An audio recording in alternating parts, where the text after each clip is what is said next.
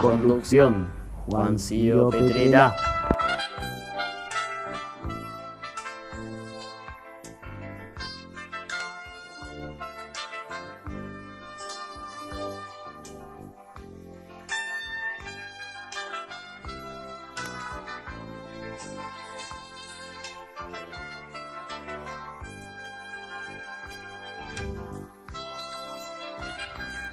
Hola, ¿cómo andan?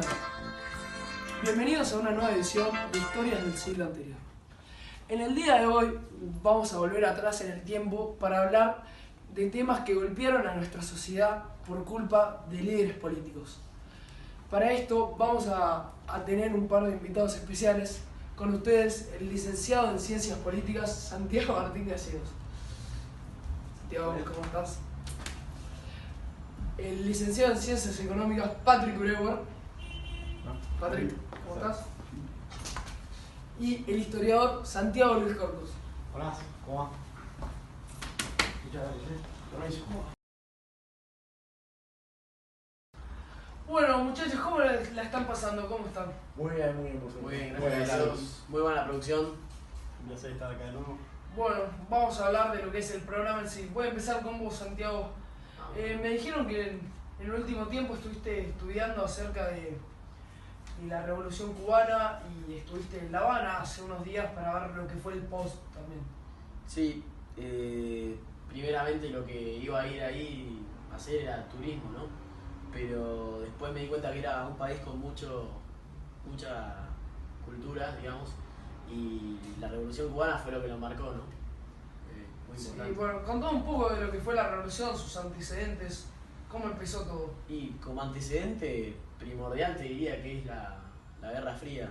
La de Estados Unidos y Rusia. No, Rusia no, la Unión Soviética, ¿sí?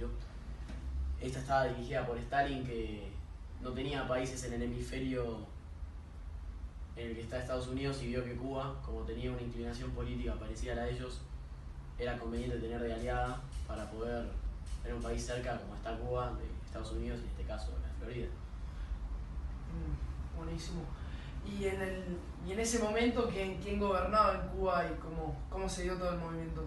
En ese momento justo gobernaba Fulgencio Batista, que fue básicamente una marioneta de los Estados Unidos. La situación social no era la mejor tampoco, ¿no? Para la Y época. no, los cubanos, más que nada los que trabajaban en la caña de azúcar, que es el producto único que se vende casi en el mercado internacional, que es de lo que dependen, no Además podían del tabaco. subsistir. Además del tabaco, sí, como otros, pero no podían subsistir. Era muy complicada la venta y no tenían rentabilidad para ellos mismos. ¿Sí? Bueno, para ver esto mejor, la producción preparó un tape con lo que fue la Revolución Cubana y a partir de que Fidel Castro organiza este movimiento. Pero Vamos una pregunta. Sí. ¿Fidel Castro cómo aparece en este contexto? Y Fidel Castro sale de una universidad, era de la clase alta, tenía muchos pensamientos socialistas y veía que tenía que reaccionar de alguna manera contra el Estado que estaba gobernando, mejor dicho, Fulgencio Batista. Sí, exactamente. Bueno, vamos a ver el tape, así entendemos un poco más de lo que se trata esto. La Revolución Cubana.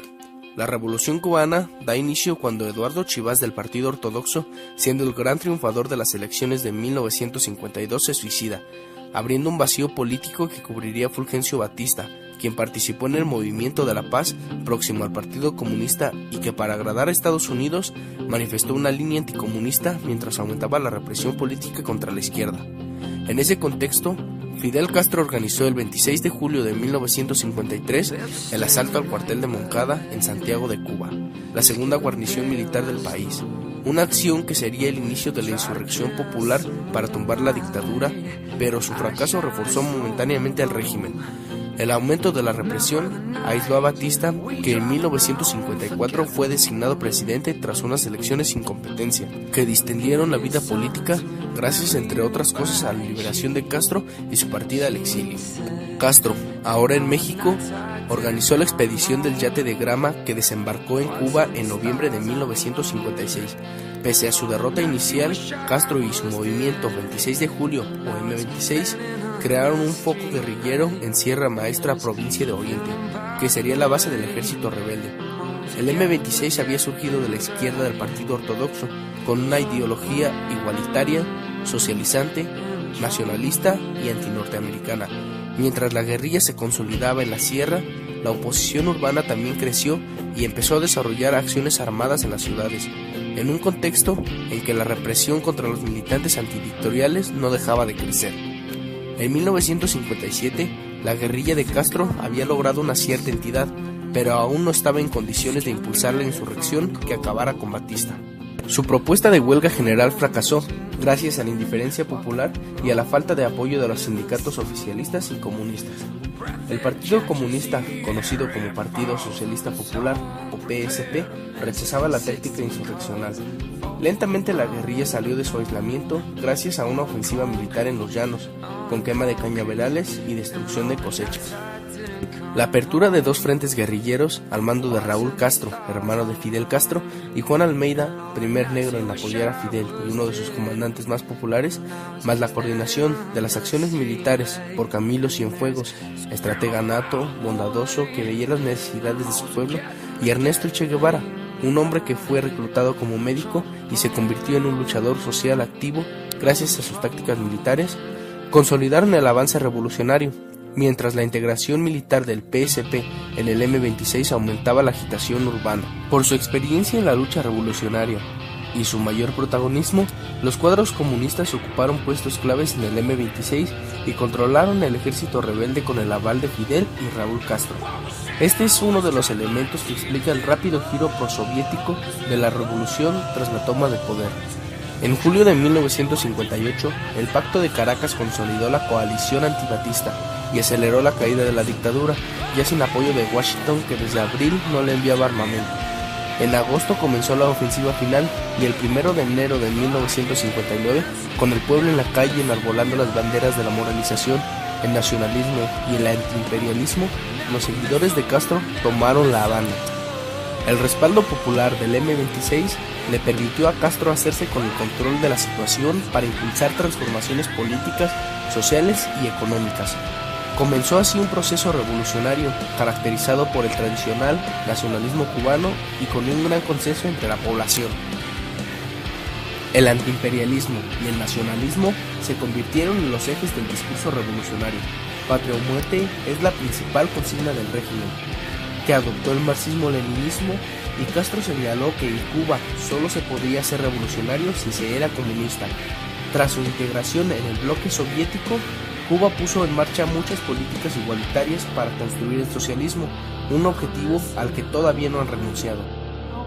La verdad, un extraordinario tape de la producción. Le damos un fuerte aplauso. Bueno, ahora vamos a analizar lo que fue el post de la Revolución Cubana, el gobierno de Fidel Castro. ¿Cuáles fueron los primeros meses, días de Fidel?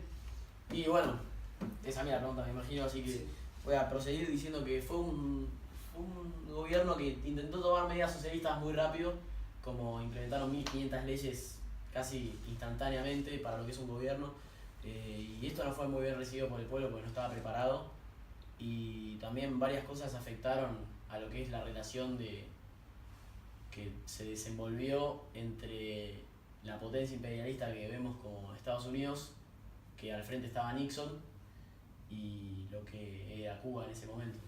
¿Cómo empezó todo esto, Patrick? ¿Vos qué? Y la verdad, esto, desde donde tengo entendido, fue que la reforma agraria, que lo que comenzó esto también, este conflicto entre ambas naciones, la de Cuba y la de Estados Unidos, ya que al entrar Castro al poder, implementó esta reforma agraria que favoreció la economía cubana a gran parte de su población, pero sin embargo entró en un campo que capaz ahora no les hubiese gustado haber entrado, que es en haberse complicado con ciertos estadounidenses, ya que la expropiación de tierras los desfavorecía y entonces entraron en un conflicto que terminó poniendo en una adversidad a ambas naciones. Sí, ¿cómo fue este conflicto, Santiago? Y más que nada la reforma agraria fue la expropiación y redistribución de las tierras, como dijo, sacó al latifundismo estadounidense de Cuba Y otra cosa fue la nacionalización de empresas, que básicamente, como un ejemplo que te doy, por ejemplo, había una empresa norteamericana en Cuba y de un día para otro esa empresa no pertenecía más a los dueños estadounidenses, sino que era del patrimonio cubano, como podemos decir. Esto tensó mucho más la relación y complicó mucho más la economía de los estadounidenses que eran dueños de esas empresas. Es una medida bien comunista, tal vez se puede decir, en parte. Por más de que a veces a Fidel Castro le costó identificarse con una de las dos posturas, capitalista, comunista en su momento, más que nada en su visita a los Estados Unidos, siempre ocultaba tal vez el estar del lado de los soviéticos, se mostraba más como un socialista. Podemos observar varias de las conductas, por ejemplo esta, la de tomar las propiedades privadas, como unas actitudes bien comunistas, ¿no? Sí, yo creo que Castro intentó promover la industria nacional, pero tal vez no lo hizo de las mejores armas. Eso como, perdóname que te interrumpa, eso como muchas otras cosas lo dejó como medio marcado a Cuba como comunista, como lo que fue después lo que desenvolvió en el Plan Mangosta, como muchos otros, que por ejemplo el Plan Mangosta era por medio de sabotajes deteriorar la economía para que se acabara el mandato de Castro, como el Plan Ortzac, que es Castro al revés, curiosamente, que era de asesinar a Castro. Luego desembocó en el ataque a Bahía de Cochinos, en el cual, luego de repeler, digamos, las flotas estadounidenses, el presidente de la Unión Soviética felicitó a Fidel Castro y Fidel Castro ahí anunció su postura comunista. Sí, a partir de allí empezó una estrecha relación entre el comunismo y Castro y a partir de la caída, ¿no, Patrick? La economía de Cuba empezó a decaer notablemente. Y sí, totalmente, la verdad. Y el hecho de haber dependido de la Unión Soviética es algo que capaz ahora, viendo a futuro, no les hubiera convenido a los cubanos, entonces creo que después lo terminó desfavoreciendo, como ya todos vemos lo que soy, Cuba. Así que... La cara de Santiago es... No, sí, me extraña. La verdad que digas que una imagen como Fidel Castro no haya acertado en el aspecto económico que marcás, me parece algo completamente erróneo. ¿Cómo? ¿Por qué erróneo? ¿Te gusta la selección que hay de Cuba? Y digo, a ver, todas las medidas que se tomaron desde que asumió el poder fueron para la mejoría de los trabajadores, de la clase baja, ¿no? Y esa mejoría se terminó dando, efectuando...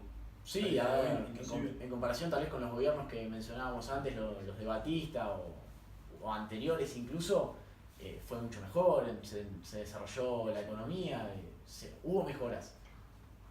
A ver, tal vez la caída en las relaciones internacionales con los Estados Unidos son un aspecto negativo, no lo niego, pero hay una gran cantidad de mejoras que tienen que ser marcadas.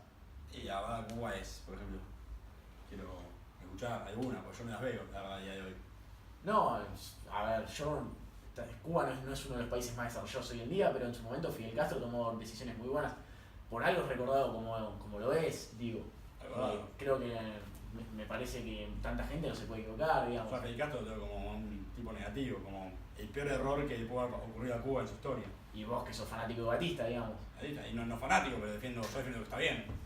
Lo que está bien, para vos Batista también. Y Batista está haciendo las cosas bien, al menos mejor que Castro, no sé. Mejor que Castro. Sí, mejor que Castro fue sinónimo de mejoras económicas en todos los aspectos, como dije anteriormente. Es totalmente subjetivo eso. Mejoras en la calidad de vida de los cubanos. Es muy incorrecta. Tal vez estás en contra porque vos sos un periodista capitalista. Pará. No, yo no me voy a bancar esto en el programa. A ver, es un programa serio. No, pero la verdad que me venga a insultar. Yo no me insulté. Sí, de todo esto es porque sos un capitalista amante de Batista. Cortá.